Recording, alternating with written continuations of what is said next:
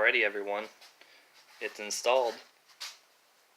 It's kind of a pain in the ass to do, and in retrospect I probably would have done a couple things different. One, I would have cut this tab off on this coolant line. On the factory turbo, there's a boss that comes out here to bolt this coolant line to. On this FP housing, that boss does not exist. I would have cut this off just to make it look a little bit cleaner. This is actually the factory Evo 8 coolant line, and it's the exact same size as the Evo 9 coolant line. They are interchangeable. This coolant line down here, in retrospect, I probably would have kept the Evo 8 line. Like I said in a previous video, this line is about 1 millimeter, not a millimeter, about a quarter to a half an inch longer than the factory Evo 8 coolant line. So I use the Evo 9 coolant line in the FP Evo 9 kit, and it does not fit really with this rubber hose. The alignment is slightly off. I am expecting this to leak right here. I would not be surprised. If it doesn't, great. But the alignment between these two is slightly different than before. You can kind of see a bulge there. They do not line up correctly. Yeah, there's a kink. You can definitely see it. So in retrospect, I would have kept the Evo 8 line on that lower coolant line. When I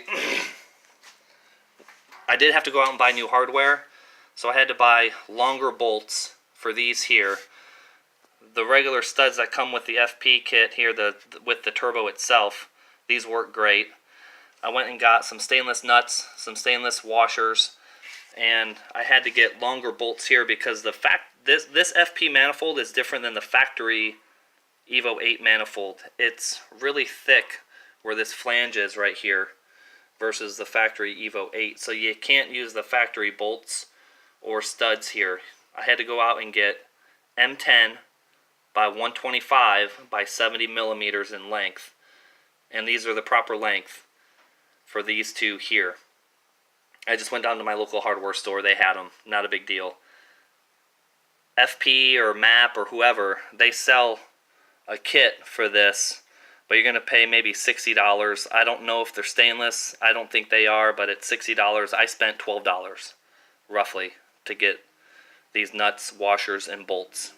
I'm happy with that. The Evo 8 J-pipe cannot be used on this Evo 9 turbo. You do have to use the Evo 9 J-pipe. It is shorter than the Evo 8 J-pipe, but with the Evo 9 compressor housing or the FP compressor housing, it will line up perfectly with the lower intake coolant pipe. So this one here is an ETS lower, and it will line up perfectly.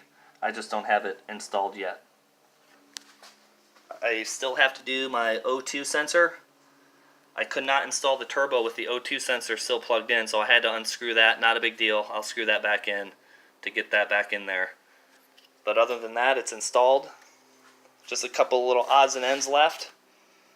Hooking up the intake pipe, reinstalling the radiator, reconnecting all the vacuum lines, the blow-off valve, spark plugs, etc. But it's good to go. It's installed. Hopefully I'll have it fired up here very shortly for you guys. Thank you.